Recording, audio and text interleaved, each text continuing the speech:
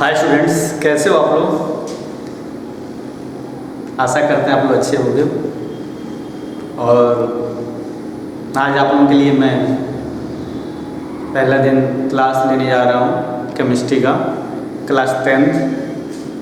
और इसमें हम लोग पढ़ेंगे कार्बन की संयोजकता। चैप्टर का नाम है ऑर्गेनिक केमिस्ट्री, इसको बोल के हम लोग लेके चलते हैं। लास्ट का चैप्टर है ये, कार्बन की संयोजकता। चैप्टर का नाम है वैलेंसी ऑफ कार्बन। ठीक, इसमें हमको जनरली कार्बनिक रसायन जो है इसको बोलते हैं ऑर्गेनिक केमिस्ट्री, उसी के बारे में जानकारी ग्रहण करना है। उसकी उत्पत्ति कैसे हुई उसके बारे में जानना है। कार्बन क्या होता है उसके बारे में थोड़ा बहुत जानेंगे। क्लासिफिकेशन जानेंगे कार्बनिक रसायन का, कार्बनिक और कार्बनिक में अंतर समझेंगे, और भी सारी चीज़ें। होमोलॉगस सीरीज हो गई, फंक्शनल ग्रुप हो गया जिसको हम क्रियात्मक समूह बोलते हैं। ये सारी चीज़ों को इस चैप्टर में डिस्कस किया जाएगा। ठीक, तो हम इसको देखते हैं। क्लास 10 केमिस्ट्री, कार्बन की संयोजकता, ऑर्गेनिक केमिस्ट्री का पहला चैप्टर है जिसमें हम कार्बन की संयोजकता पढ़ेंगे। ये आपको किताब में लास्ट में मिलेगा, वैलेंसी ऑफ कार्बन। ठीक, तो अब इसमें हम थोड़ा सा कार्बन का परिचय देखेंगे, रसायन विज्ञान का परिचय देखेंगे कि कैसे इसकी उत्पत्ति हुई थी कार्बनिक रसायन की। ठीक, तो कार्बनिक रसायन का परिचय यानी कि ऑर्गेनिक केमिस्ट्री का परिचय, इंट्रोडक्शन ऑफ ऑर्गेनिक केमिस्ट्री के बारे में हम लोग यहाँ पे डिस्कस करने वाले हैं। ठीक, तो कहा जाता है कि प्राचीन काल से ही मानव विभिन्न रासायनिक यौगिकों का उपयोग करता रहा है। जैसे किताबी लैंग्वेज है ये, जैसे कि हम लोग मानव जो है अनंत काल से ही कार्बनिक रसायन का यूज करते हुए आ रहे हैं, उपयोग करते हुए आ रहे हैं। तो एक साइंटिस्ट थे जिनका नाम था निकोलस लेमरी। निकोलस लेमरी ने 1675 ईस्वी में, किसमें 1675 ईस्वी में रासायनिक पदार्थों को तीन वर्गों में वर्गीकृत किया। तीन वर्गों में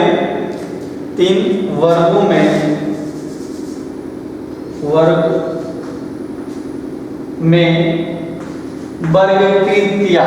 ठीक ना, तो साइंटिस्ट कौन है? निकोलस लेमरी।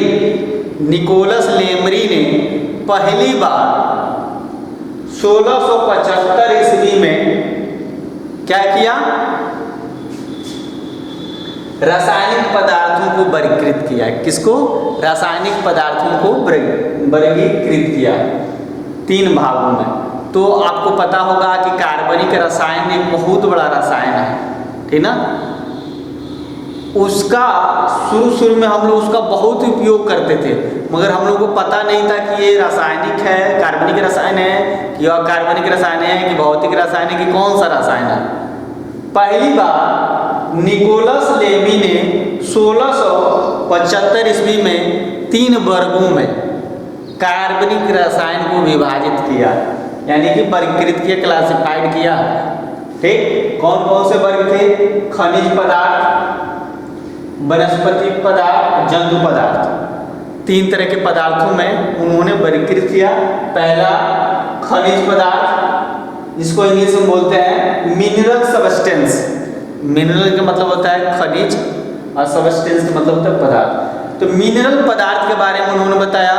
फिर दूसरी बार वनस्पति पदार्थ के बारे में उन्होंने बताया, जिसको बोलते हैं वेजिटेबल सबस्टेंस। तीसरा जो पदार्थ उन्होंने बताया वो था जंतु पदार्थ, जिसको हम बोलते हैं एनिमल सबस्टेंस।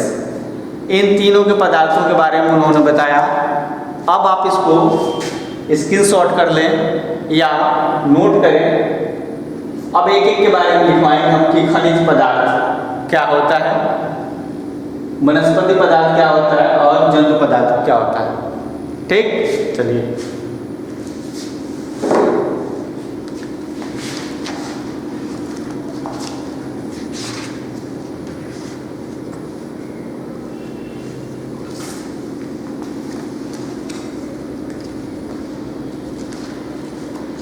लिखें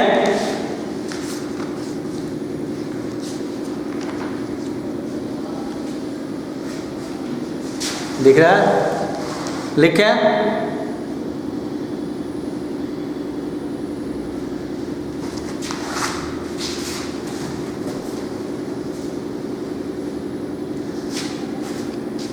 लिखें।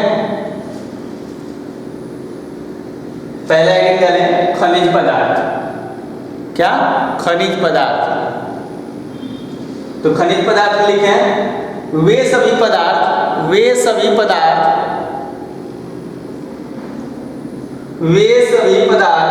जो खनिजों से प्राप्त किए जाते हैं, वे सभी पदार्थ जो खनिजों से प्राप्त किए जाते हैं,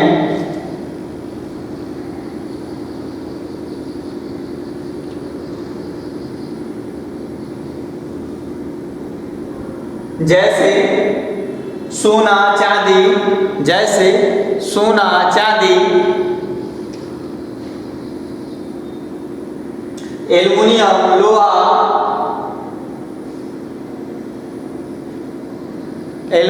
लोहा आदि। तो खनिज पदार्थ समझते हैं। खनिज पदार्थ के मतलब कहाँ से मिलते हैं? जैसे सोना हो गया, चांदी हो गया, एल्युमिनियम हो गया, जितने भी खुदाई के द्वारा जो मिलते हैं हमको, ये सब खनिज पदार्थ होते हैं। ठीक ना? ये सारी चीजें खनिज पदार्थ हैं। दूसरा वनस्पति पदार्थ, हेडिंग डालें वनस्पति पदार्थ, या इसी को बोलते हैं वेजिटेबल सबस्टेंस। ठीक, इसमें लिखें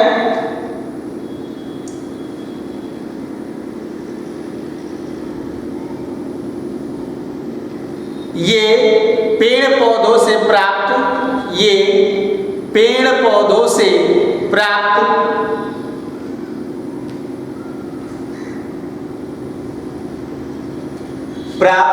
होते थे, ये पेड़ पौधे से प्राप्त होते थे। जैसे रबड़,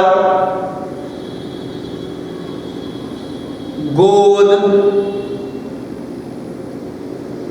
एसिटिक अम्ल, प्रोटीन आदि।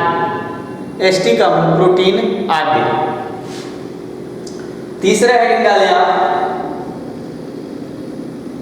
जैसे रबड़, गोंद, रबड़ समझते होगे नहीं आप, गोंद ये सब पेड़ पौधों से निकाले जाते हैं, एसिटिक अम्ल वगैरह सब पेड़ पौधों से निकाले जाते हैं। इसी नाते इसको वनस्पति के अंतर्गत उस समय रखा गया था। ठीक ना? चलो, जंतु पदार्थ तीसरा आइडिया लो, एनिमल सबस्टेंस, इसको बोलते हैं जंतु पदार्थ, एनिमल सबस्टेंस। लिख लिए, इसमें लिखो ये जीव जंतुओं से प्राप्त होते हैं,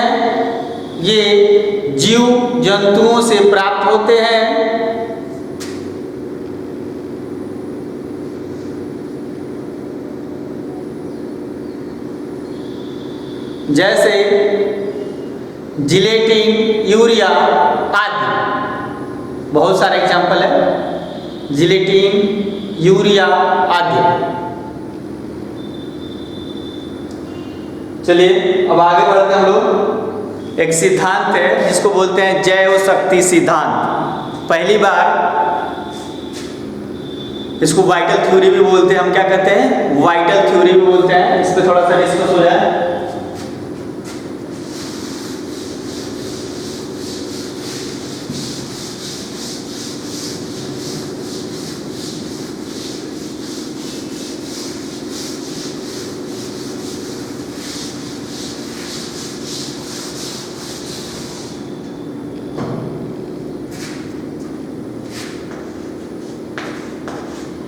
जैव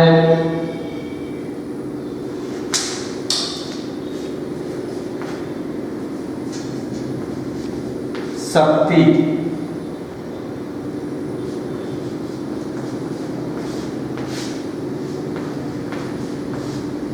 जैव शक्ति सिद्धांत।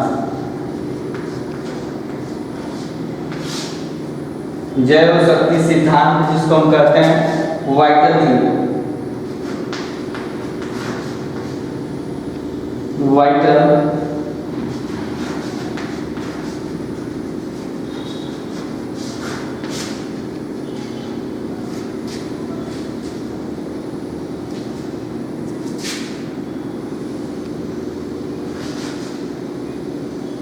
इसको वर्जीलियस ने, किसने?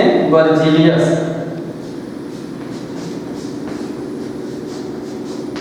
इसको वर्जीलियस ने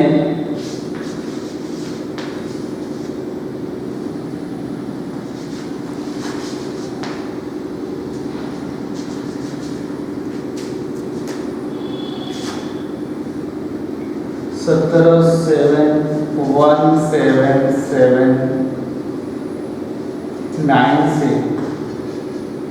1848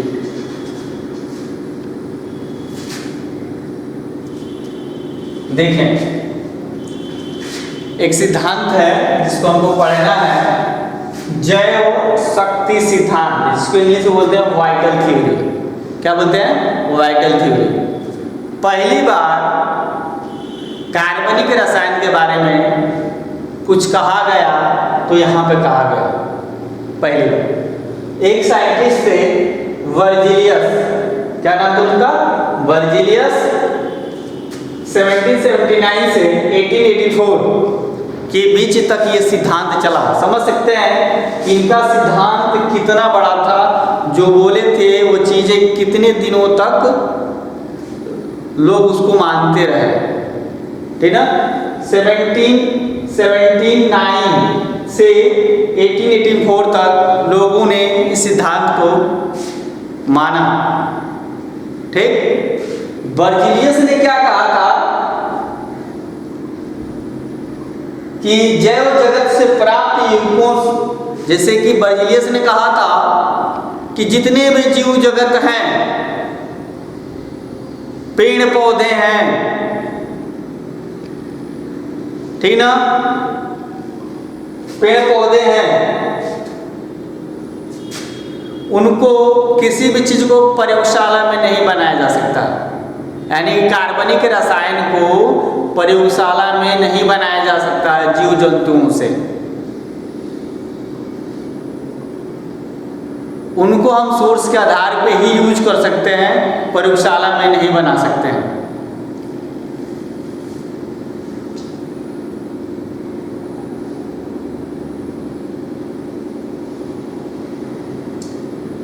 तो ये जैव शक्ति सिद्धांत था। वर्जीलियस ने कहा कि जितने भी पेड़ पौधे जीव जंतु हैं उनको हम प्रयोगशाला में, यानी कि प्रयोगशाला का मतलब लैब में सिंथेसाइज नहीं कर सकते हैं। जो भी चीज़ें हैं बनाने से, कोई भी ऑर्गेनिक कंपाउंड हम प्रयोगशाला में नहीं बना सकते हैं। इसी सिद्धांत को हम जैव शक्ति सिद्धांत कहते हैं। आगे चलकर यही सिद्धांत क्या हुआ कि उनके ही एक स्टूडेंट थे, ओलर। क्या नाम था? ओलर। वो भी साइंटिस्ट थे, इनके अंडर में रिसर्च करते थे। रिसर्च के मतलब ये टीचर थे उनके और उनके स्टूडेंट थे। तो जब हायर क्लासेस में आप जाएंगे, रिसर्च करेंगे, एक टीचर कई स्टूडेंट को रिसर्च कराता है, डॉक्टर की उपाधि दिलाता है। तो ये जो ओलर थे, इन्हीं के वहाँ, वर्जीलियस के वहाँ क्या करते थे? वर्जीलियस के वहाँ ये रिसर्च करते थे उनके अंडर में रहकर। तो इन्होंने क्या किया? एक कंपाउंड बनाया, वो भी लैब में, और उस कंपाउंड का नाम था यूरिया। क्या नाम था? यूरिया। जो आप लोग, ये यूरिया जो है पहली बार लैब में बनाया गया था। पहली बार लैब में बनाया गया था। किसने बनाया था? ओलर ने। ओलर एक साइंटिस्ट है जिनका नाम है ओलर। उन्होंने पहली दफा यूरिया को लैब में बनाया था। क्लियर? कैसे बनाया था? अमोनियम साइनेट से बनाया था। कैसे बनाया था? अमोनियम साइनेट से। और वर्जिलियस ने क्या कहा था कि कोई भी कार्बनिक रसायन यानी कि ऑर्गेनिक कंपाउंड्स लैब में नहीं बनाया जा सकता है। ठीक, ये बस हमें सोर्स के आधार पे जीव जंतु, जैव जगत के जितने भी जीव जंतु हैं, वनस्पति हैं, उनके द्वारा ही मिल सकता है। इसको बनाया जा नहीं सकता। ठीक ना? मगर इनका जो थ्योरी था इसको 1779 से 1848 तक मान्य था। इसी सिद्धांत को हम कहते हैं जैव शक्ति सिद्धांत या वाइटल थ्योरी। वाइटल थ्योरी में क्या कहा गया कि जैव जगत में जितने भी जीव जंतु हैं वो उनके रूप में ही हम लेते हैं। उसको लैब में किसी चीज को कार्बनिक रसायन को नहीं बना सकते हम उसको। ठीक ना? चलिए, इस तरीके से था। तो ओलर ने क्या किया? अमोनियम साइनेट लिए। अमोनियम साइनेट को क्या किया? हीट किया। जैसे कि यूरिया बनाने के लिए अमोनियम साइनेट लिया। उन्होंने क्या लिया? NH4 CnO। इसको अमोनियम साइनेट कहते हैं। ठीक ना? इन अमोनियम साइनेट को क्या किया उन्होंने? गर्म किया। गर्म किया अमोनियम साइनेट को। गर्म करने के बाद क्या बनाया? NH2CO NH2, जिसको हम यूरिया कहते हैं। क्या कहते हैं? ये यूरिया हो गया। यूरिया। तो पहली बार ये क्वेश्चन पूछा जाता है कि कौन सा पहला कंपाउंड कार्बनिक रसायन का लैब में बनाया गया? तो क्या था? यूरिया। किसने बनाया था? ओलर ने बनाया था। किसके स्टूडेंट थे? वर्जिलियस के। वर्जिलियस ने कैसी थ्योरी दी थी? वाइटल थ्योरी दी थी, या उसी को जैव शक्ति सिद्धांत। जैव शक्ति सिद्धांत क्या कहता है? कहता है कि कोई भी पदार्थ लैब में, कोई भी कार्बनिक रसायन लैब में नहीं बनाया जा सकता। मगर जब ये बना, ओलर ने जब अमोनियम साइनेट को गर्म किया और यूरिया बना, उस समय ये जो थ्योरी थी जैव शक्ति सिद्धांत, वाइटल थ्योरी, उस समय वह खत्म हो गई। खत्म होने का मतलब ये कि इनका सिद्धांत वहां पे फेल हो गया।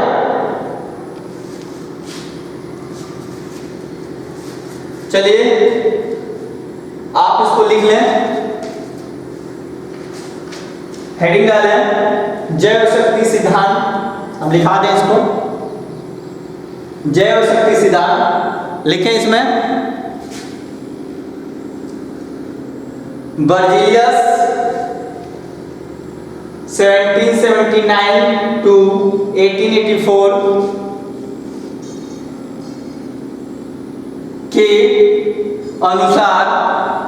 के अनुसार जैव जगत से प्राप्त यौगिकों में से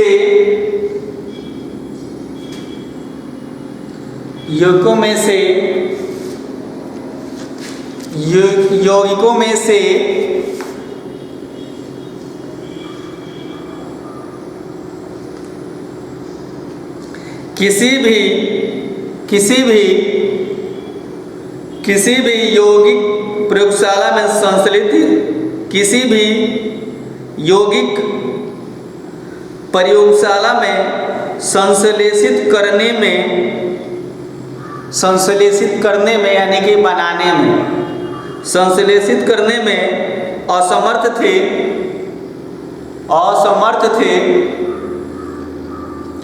जैव जगत से प्राप्त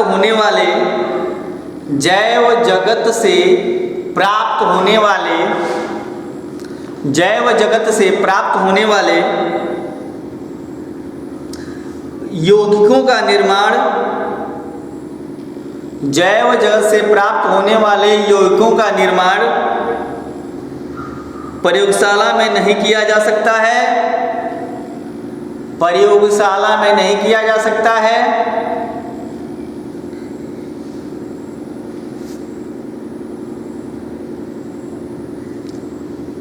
इसी के आधार पर जैव शक्ति सिद्धांत प्रतिपादित किया गया। इसी के आधार पर जैव शक्ति सिद्धांत प्रतिपादित किया गया।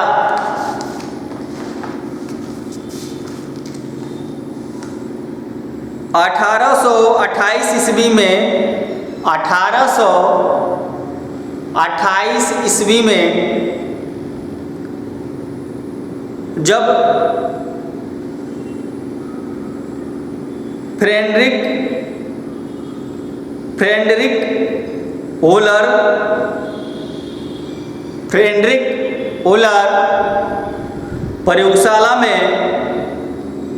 प्रयोगशाला में अमोनियम साइनेट को गर्म करने से उन्हें यूरिया प्राप्त हुआ। अमोनियम साइनेट को गर्म करने से उन्हें यूरिया प्राप्त हुआ। रिएक्शन लिख लेंगे NH4, ये NH4 है, क्या है अच्छे से लिख लें, NH4 अमोनियम, इसको साइनेट बोलते हैं, इसको NH4 CON गर्म करेंगे और NH2CO NH2 प्राप्त होगा। ये रिएक्शन लिख लें, नीचे यूरिया लिख लेंगे, इसको अमोनियम साइनेट लिख लेंगे, ठीक ना। चलिए अब आगे लिखें, यूरिया के निर्माण के बाद जैव शक्ति सिद्धांत का अंत हो गया।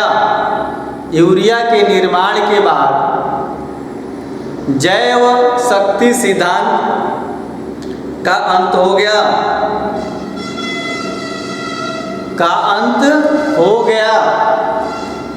चलें अब आगे देखते हैं हम लोग कार्बनिक रसायन की परिभाषा।